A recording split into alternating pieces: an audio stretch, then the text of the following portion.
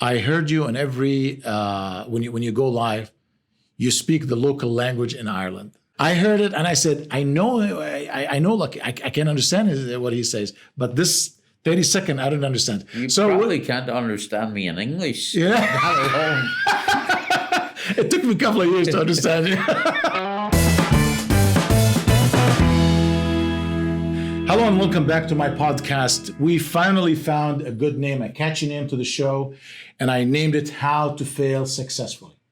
What's the failing successfully? There's no, when people fail, they fail, but you're successful if you keep going and you continue going. Please make sure to subscribe for the channel, like our videos, so you can see the new ones coming in the future. Today I have a very good friend and someone that I'm proud to be his friend. We met years and years back again, maybe 4 years after I came to America. And this is John. John, welcome to my show. I want to say your last name. I would like you to say it better than me. Go ahead. My last name is McAteer. McAteer. John from Ireland. So that's what we connected us both, because we're both immigrants. Yes, sir. We came to America. I came as a student. He came in here. But I want to hear story from John. And how are you, John, today? I'm doing very well today. Fantastic. How long have you been in America? I am now going on 28 years, the beginning of 1993. Awesome. That's like a couple of years after that we met. Yes. That sounds about right, yeah. Awesome. What is one common myth about Ireland? Well, there's quite a few but I think we live up to some of them. But the big myth, I guess, with Americans is that romanticized about Ireland is the drinking and the fighting. Which I suppose, given that there's a corner, every corner in America probably has an Irish bar, we kind of live up to that a little bit. Ireland is more than that. Oh, absolutely. Green. It is very green. There's another myth that it's always cold and rainy there. It is rainy. I would say not so much cold, but definitely rainy. And I think when you're wet, I've always kind of considered it like this. When you're wet, you feel cold, you feel dreary. But in reality, the temperature in Ireland it's never really hot, but it's never really cold. Awesome. So what part of Ireland are you from? I am from the Republic of Ireland, but I'm from most northerly point almost. I'm up in Donegal on the northwest coast. Okay. We are actually, the next headland over is basically the most northerly point in Ireland. Awesome. Yeah. That's beautiful. I've seen some pictures on your Facebook page. We're Facebook friends, just to let you know, guys. Okay. You've been back since you came? Oh, yeah. I try to go every year if I can. Okay. Sometimes I've gone a little more than that. So maybe once or twice I haven't made it in a year, but not very often. Ah, okay. You miss it? I do. In certain ways, for sure. Would you go back to Ireland?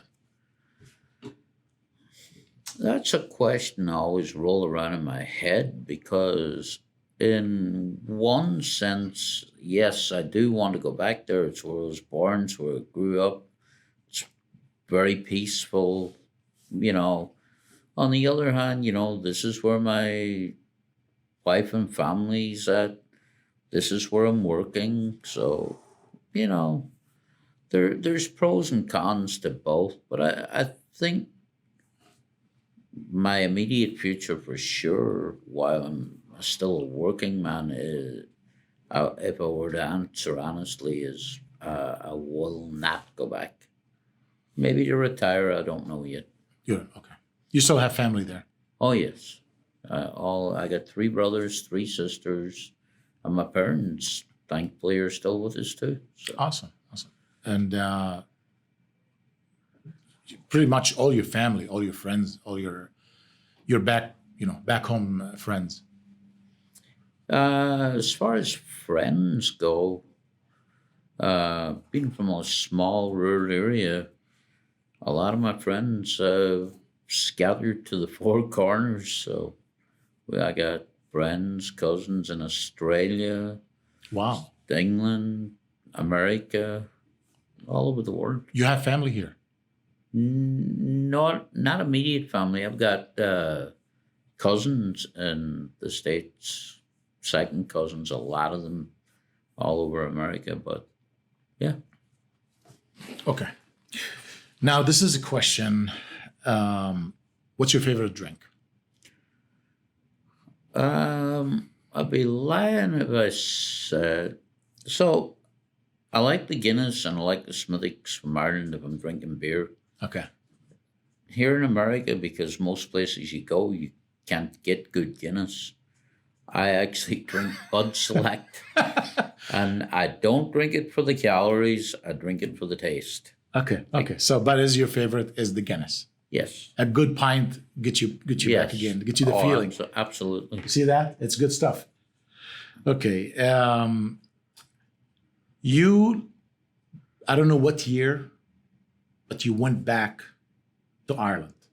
Yes. We had goodbye party for Johnny, Yes. and by the way, John is nickname at the Irish pop, and the name of the Irish pop is McGurk's. His name is Lucky. First, why they called you Lucky? Well, that goes back to probably the first year or two I was there, and while there's many stories as to why it happened, and some of them pretty good. I think the real Some of them give it away. I think the real reason was some of these guys were trying to be smart because I was short. Okay. Probably reminded them of a little leprechaun. That's And not true.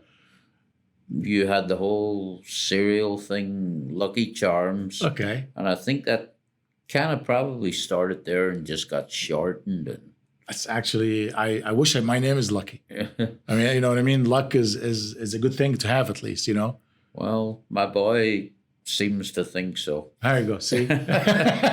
Listen, I've been named worse nicknames than this. So Lucky, I wish they called me Lucky or Tuffy or Strong or whatever. I've been called worse. Well, when I was going to school, I was actually called Rocky. Rocky. Yes. So you box?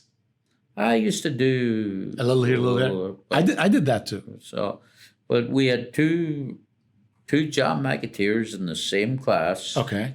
and we were the same age. Cousins? No, actually, not related at all. Okay. And right about that time was when Sylvester Stallone was doing really well, Uh-huh. and the two movies came out, Rocky and Rambo. Mm-hmm. And for some reason, he was Rambo and I was Rocky. Oh, okay. So And that's awesome. or maybe it was the other way around. Maybe I was Rambo and he was Rocky. You were one of them. Yeah. Okay. Okay. Before I go back to your story, you're going back. How did you come to America? Why America? Well, it was always something. There was something appealing about America. It was, the land of opportunity. Okay. It was called. The best. And to be honest, it was. And there was always you would always have the relatives, the uncles, the cousins coming back from America, the neighbors, Okay. and they always seemed to do well. So even when I was younger, it was something I wanted to do. And Is it just easy to pick up and come to America from Ireland? it wouldn't be super easy, but at the same time, for us Irish guys, it would be a lot easier than for a lot of other people Right. because to start with, we speak the same language. Sure. So Sure. it wouldn't be. Plus, there was quite a few Irish people that had came here over the years. So a lot of Americans identify as Irish. So Sure. the culture was kind of here. The language, we spoke the same language. So leaving and coming here for an Irish person would not be quite as difficult as It's for easy. many others. I see. I Yeah. see. Not like an Arab guy. It would be probably a little bit harder for you guys when you break down the language It's absolutely, barrier. yeah. The language was the toughest. Yeah. Yeah. So- But thank God I learned English before I Yeah. came here. Okay. So give me a little bit of the story, how you came here. I know you have a funny story. Tell me now. Well, That's the one I'm looking for. so originally, I came over here in 1990 on vacation.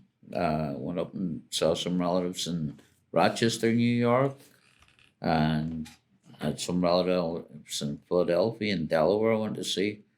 And so my plan was I spent 6 weeks, I think, out here in the States that time. And I'm like, you know what? I'm just going to stay here. I'm not going to go back. Something drew me to go back.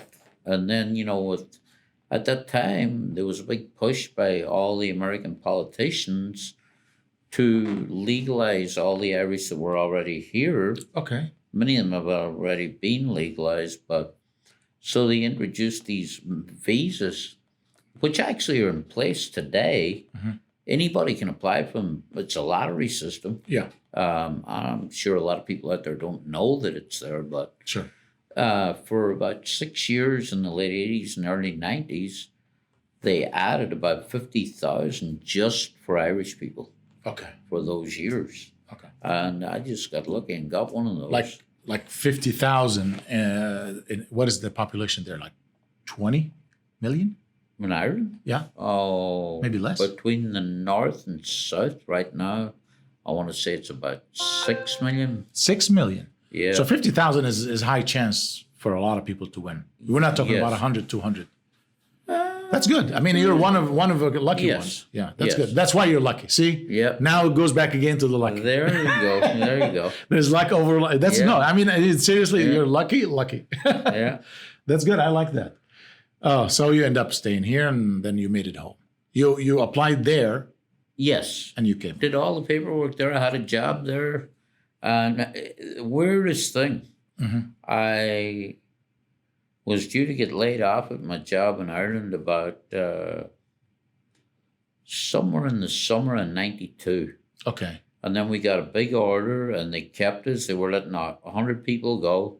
And we ended up staying to February of 93. And you had that.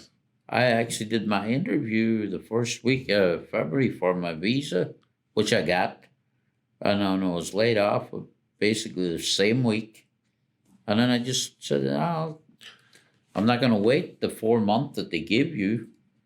You get, I think it's 120 days you have to enter the country, and then your visa's legal. Yeah. And I'm like, I just went home, went to a travel agent, booked my. Back then there was no internet or nothing. You just went to travel agent. yeah. and booked. So Trust me, I've done the same thing. I mean, I beated you by 2 years, but you applied for the visa. You got laid off. I got from made work. redundant, which is kind of slightly different because we get paid to leave. And you get paid to leave. I mean, Yes. this is a failing to succeed right away. I mean, Yes. you lost your job. Boom, you went to America. Yeah. You got paid. It was your dream to come over Yes. here, and you made it over here. You Yes. become popular in St. Louis. I mean, Yeah. he's very popular in St. Louis. There is not one person I say when I go to McGurk's, I'm going to see. I get to the point that I'm going to see Lucky. I'm not going to McGurk's. That's what I tell my friends. Just before you came in, Sam was here. One of our friends, you know him. Yeah. He comes with me. You remember the guy when we used to come for lunch for years and years. We Yes. came almost 3-4 times a week, and boom, you're here and you become popular and you become known in St. Louis. You literally become known in St. Louis. That's good story, man. That's a success right there. Okay. What is your biggest failure and what did you learn from it? Well, to be honest, I'm not sure that when I look back in life, I don't think I really had any major failures. When I was getting ready to leave school, I didn't study hard enough. Okay. Didn't get the results I needed to go to college, Okay. which actually, the way the system's set up, I could have actually went back, just took the subjects I needed, didn't have to take all my exams, just two or three, did them the next year, and went, oh my God, no, you know what? I didn't make it. I didn't make it off. I went and started working, doing my thing. Um, so as far as not getting into college, at the time it was kind of, I guess, you could see it as a failure, but I feel I learned far more by not making it, by having to go to work and learning the value of Sure. what it is to work. I feel like if I'd have went to college, I was going to get a business degree or probably be an accountant or something.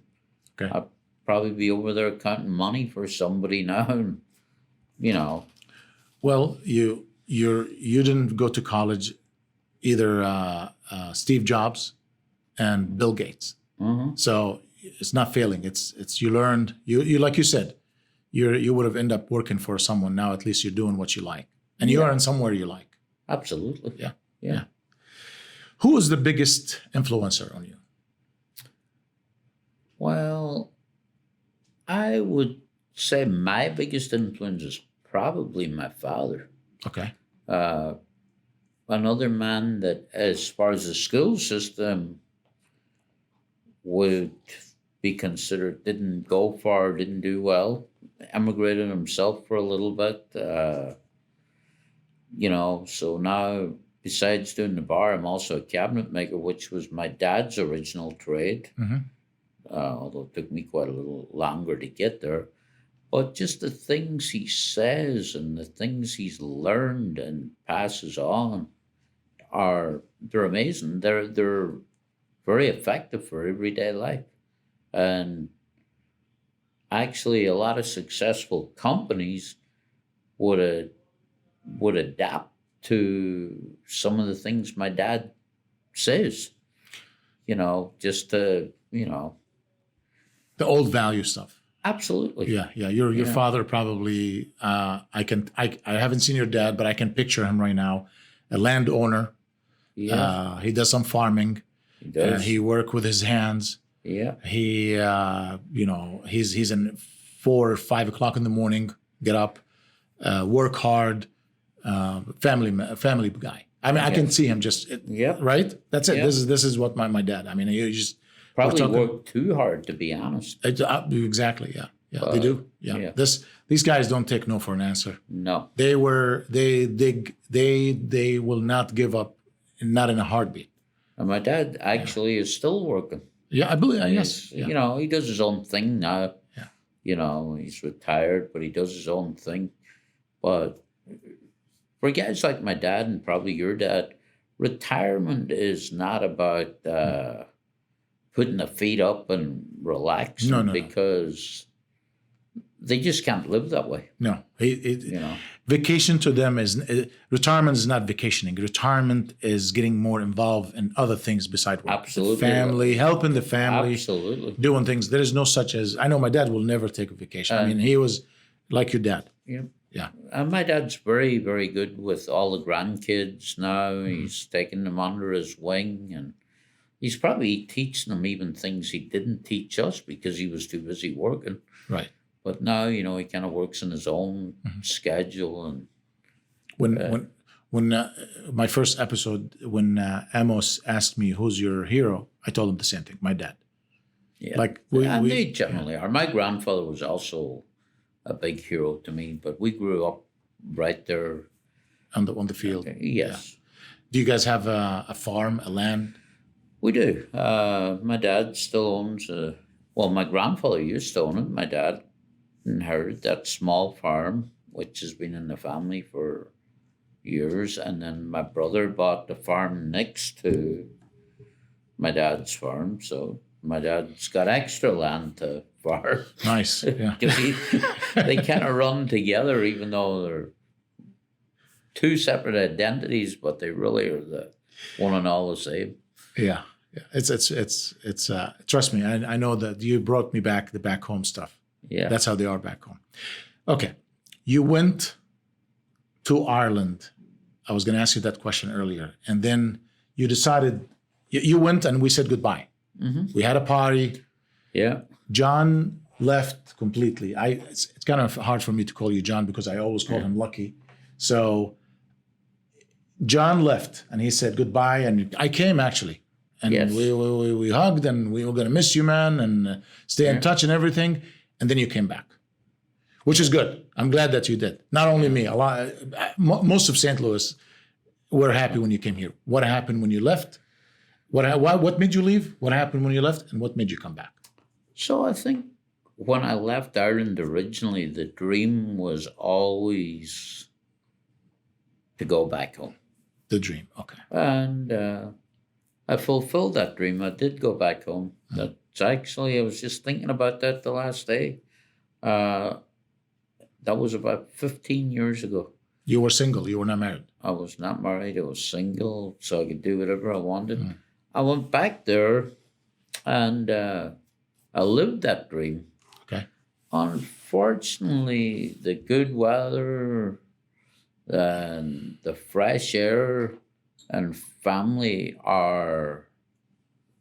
they're a lot. They're actually a very important part of life. Unfortunately, when you're younger, you want a little more. You want a little success. You want a little cushion. And working in Ireland for what they pay over there, I realized why I left in the first place. There just really wasn't room to make that cushion. So keep going. That's the only reason it made you come back? Yeah. And well, I'd also established myself here. So I did have a second home, really. Okay. And so that also made it a little easier to come back. I'm like, well, Friends here. Friends. Your life here. Yeah, I had a life here. I had friends here. You went back and your friends were not around there. A lot of them had already emigrated. And, you're hanging out with younger guys that have not already left. And a lot of those people have since left and went to far off lands too. So how was the life day to day over there comparing with here? day to day, the one thing I did enjoy about over there compared to here, and it kind of ties in with this whole thing of what's going on now, is people are more family oriented. Life is lived at a More relaxed. much slower pace.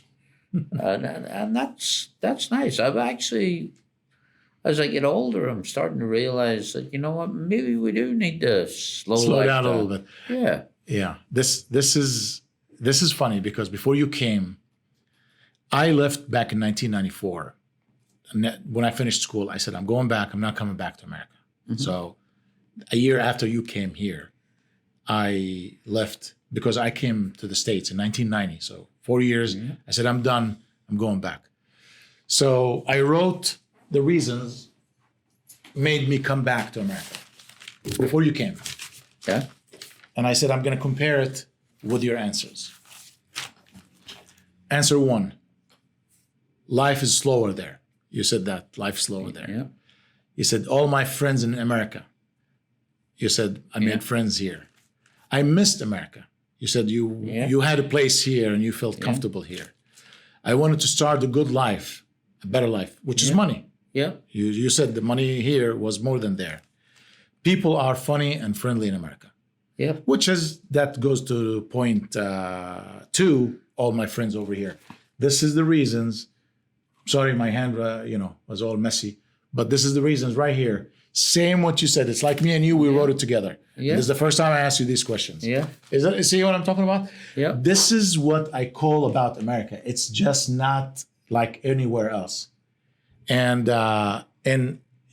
it's very powerful. It's very emotional. It's very attached to you. You'll stay here for 4 years. This was me 4 years only. I stayed here for 4 years. I don't know when you left, how many years you were here, but I left and I thought I'm not coming back. 6 weeks later, I was back again here. Well, I took just a little bit longer. I stayed. I did work a summer over there. The problem was I was working in the bar business over there too, Unfortunately, because of the rural area that I was in, It's not the bar closes for the winter. Not all bars, but most. a lot of them, because there's just not the business there. Hmm. So once the summer rolled around, the bar was actually closing anyway at the end of September. So I came back at the end of September. I came back here. So I was gone about 4 months. Wow. Okay. Okay. And this is my next question was, have you ever thought about starting your own business? So you did start. Did you start it? No. I always think about starting my own business. Um, but I'm not sure what I want to do. Mhm. But, and maybe this is another little thing that may be considered a failure to a certain extent.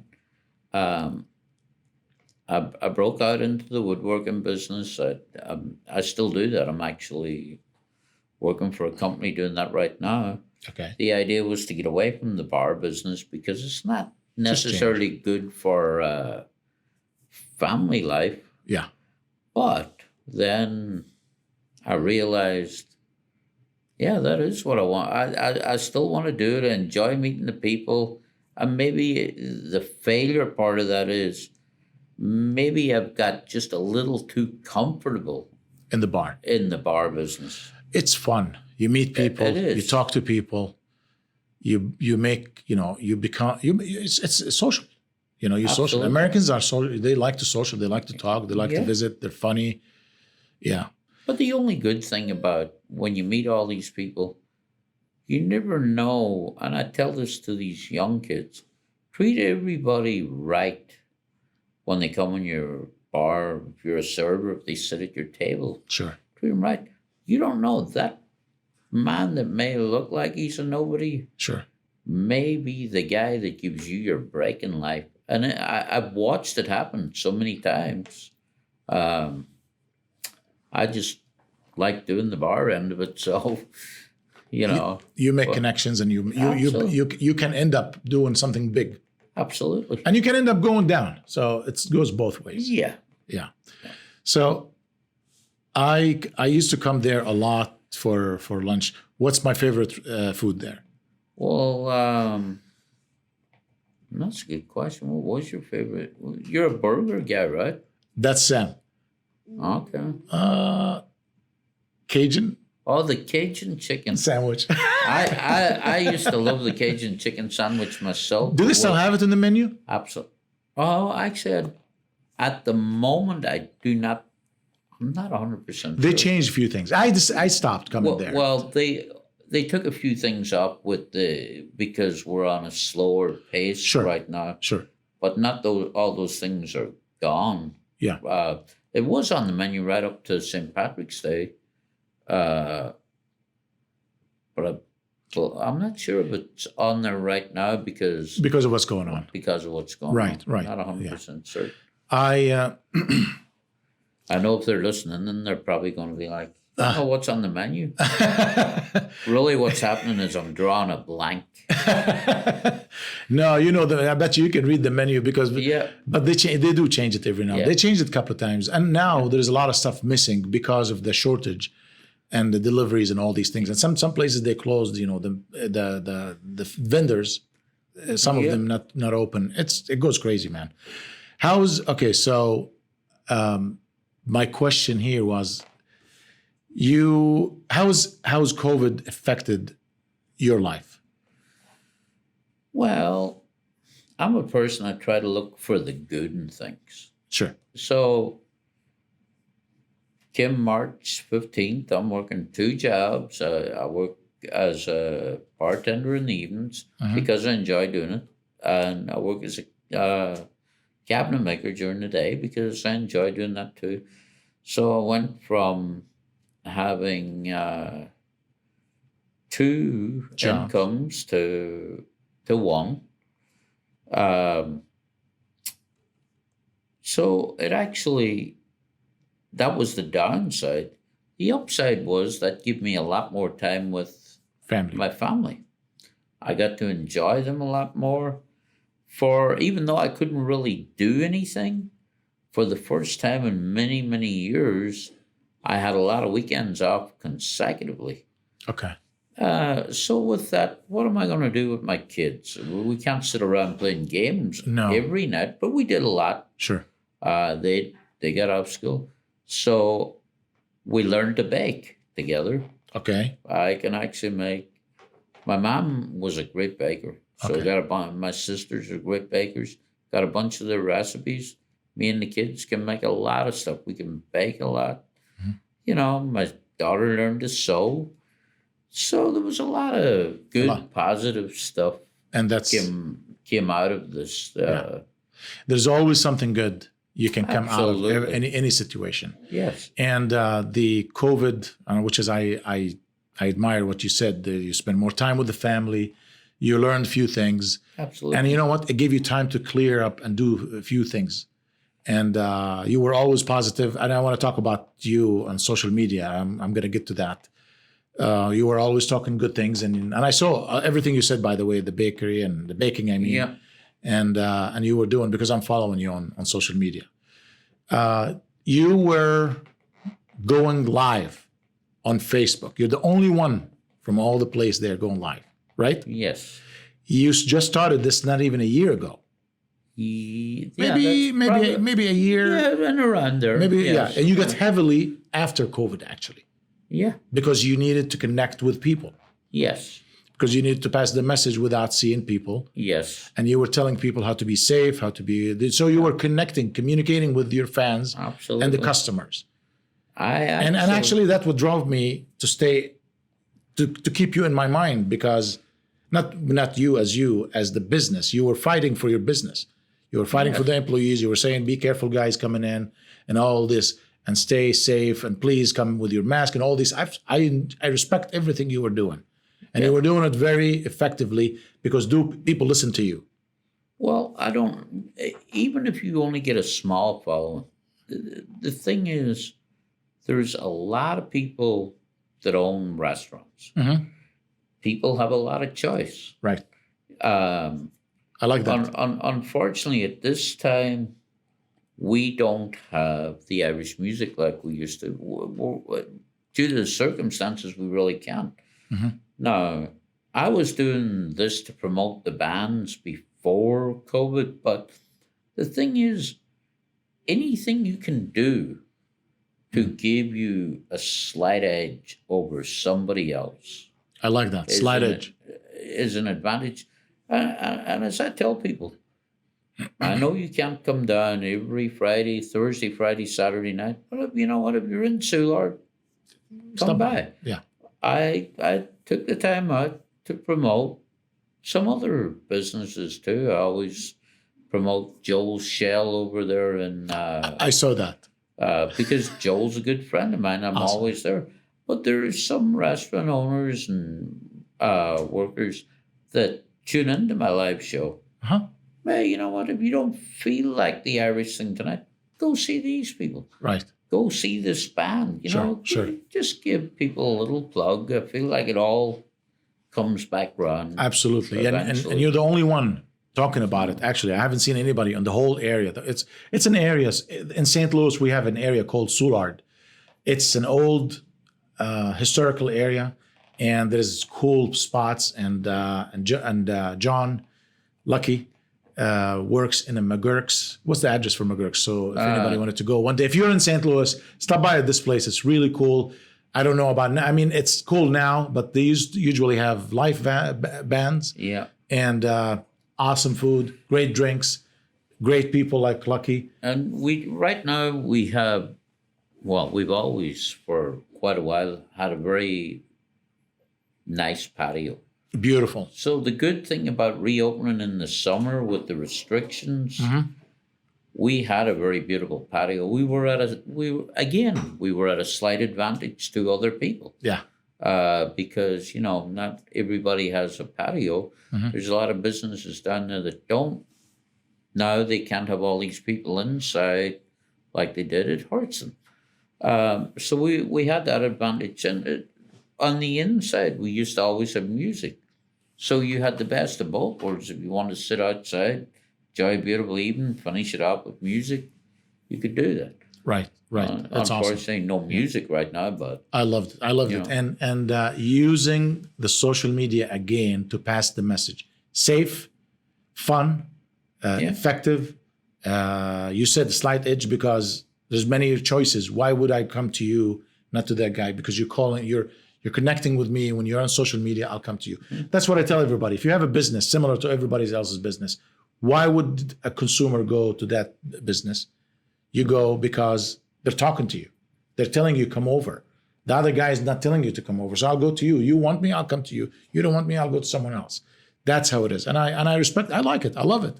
I don't think that a lot of these places, not that they don't want to, they don't know. And Joe hired you because he doesn't know how to do it. He wants you to do it.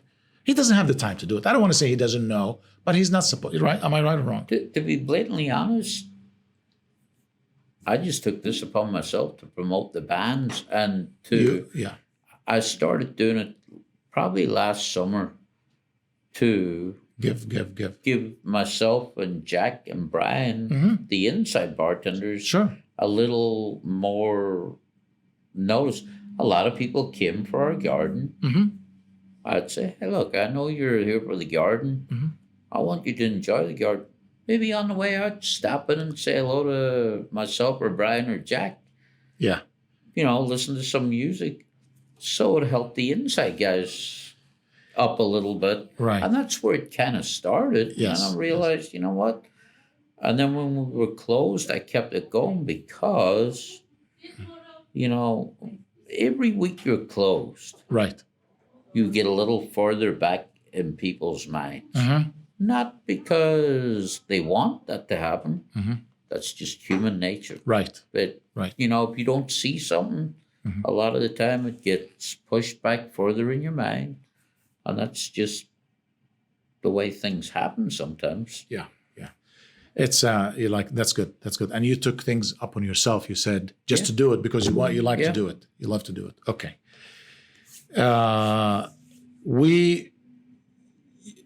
We are going through, you have enough, how can I say that?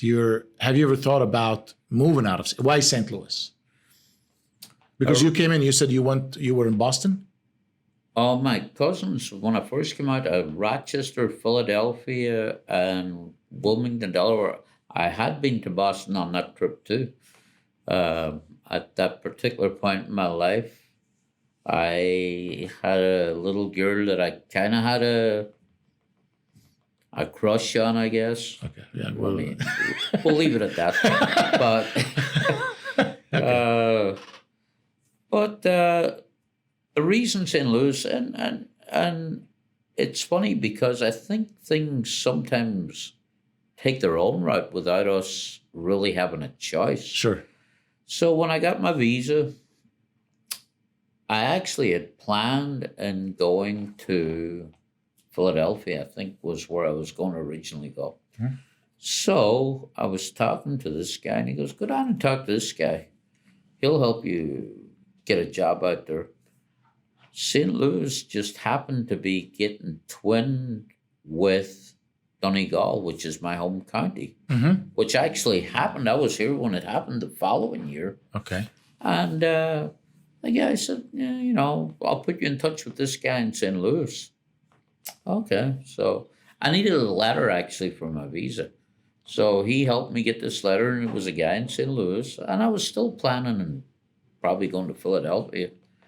And then I go, walked into that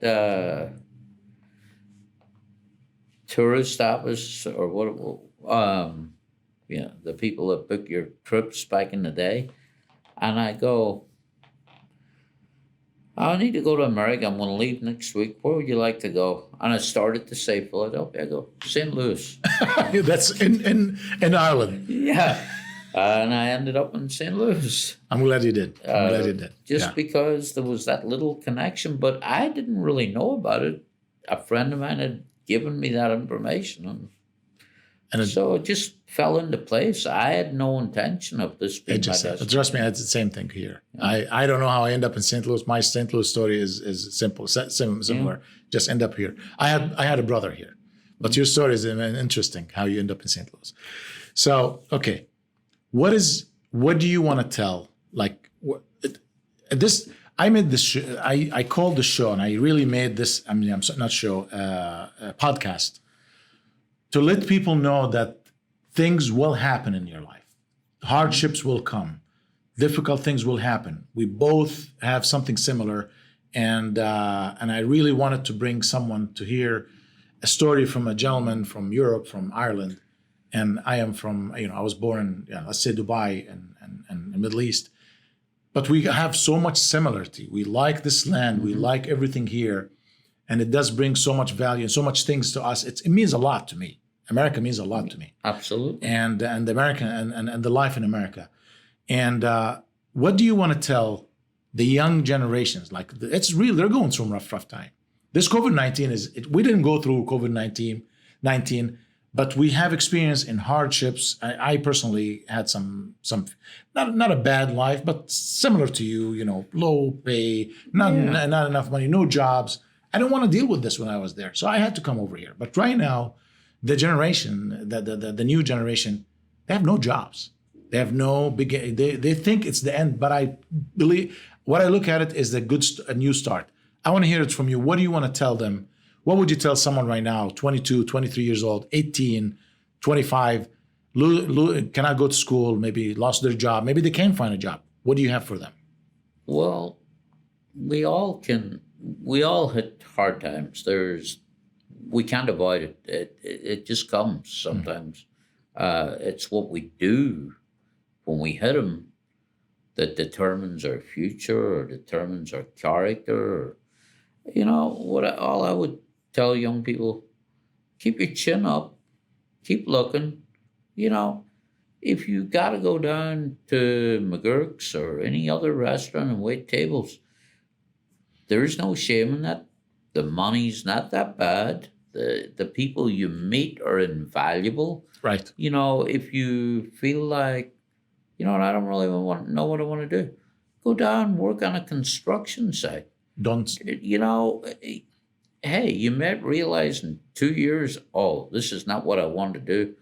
But everything you do in life is a lesson. It's something you've learned. It's something you carry with you. Right. Even if you do something and you don't care to do it after a while and it's not for you, you will probably learn something from that will somewhere down the road will help you out.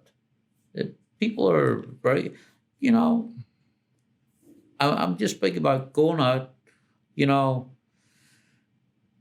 I know this goes against the general grain in a lot of countries, and including America, the whole college thing.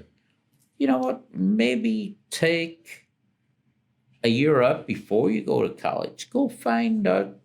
Go travel. I know now is maybe not the best time for traveling. I get that, but I would always say go travel. Go get a building job. Go wait tables. Learn something. See who you meet. See what you, whether you're traveling or waiting tables or building stuff. And it doesn't have to be either of those three. It can be anything. Something. You learn something. Yeah. You learn about yourself. Sure. Then you can decide, you know what, I do want to go to college, but now I specifically know what I want to go for. Right. Rather than just, my parents want me to go to college. I think maybe I'll be a lawyer, maybe I'll be an accountant, maybe. And then you go and you start and you do 2 or 3 years and you're not necessarily successful in that field. But again, that goes back to failing successfully. Exactly. Because you learn that that's not for you. Yes. But just try things. Go out there. And if college is what you want to try, do it. Right. And you can always change course. Always remember that in life, do something. You can always change course. It's like a ship on the ocean. Right. Bounce you can back. always change course. I like it. So. That's awesome. That's awesome. This is a message from Lucky John. He's and I believe in this message 100%. They always, it's not failing. You're not going rock bottom. I like to call it bouncing back. Absolutely. You're doing something. There's a lot of kids now not going to school because they're scared, because they're confused. Don't feel bad, because this is happening. This is not only you; it's happening to a lot of people. Just keep your mental mind focused. That whatever you do right now, you'll learn something from it, and it will help you in the future. Because I did take breaks, by the way. Even my brother, he has dual masters. He ended up taking a break a year or a semester. And he said, I learned so much in that time. I went back again hungry and ready to go to school. Because you might want to go now to school to satisfy your parents, someone else. Right now, you're doing it for yourself. And don't feel bad. It's not you, it's the world. And just roll with it, keep with it. Go with the current. Don't fight the current sometimes. Fighting the current can take all your muscles and all your energy, and then you sink. Keep going with it. Okay, this is awesome. Okay, one more question, maybe two. I heard you on every when you go live, you speak the local language in Ireland. I do. This is, you don't have to say anything, but it's so cute. I heard it and I said, I know, like I can understand what he says, but this 30-second, I don't understand. You probably can't understand me in English. Yeah. Not alone. It took me a couple of years to understand it. No, but you know what? Because we are in where I came from, we learned the British English. Mm-hmm. So when I came here, anybody had that accent, I would have thought British. You could have been Australian or Irish, Scottish, and to me it was English until I started understanding you guys not the same because of little words here. It's funny. There's little words. Let me ask you. I feel like this is kind of funny. I feel like the Irish and the Scottish are right over there, and while we speak English, we got very distinct accents. But yet, in other countries where they speak English, like Canada, New Zealand, Australia, South Africa, those four in particular, you would actually think that they were from London. Yes, yeah. South Africa, Yeah. they speak very close to Londden. But, Yeah. but when the first couple of years you talked to me, I had to say, "What did you say? What did you say?" Yeah.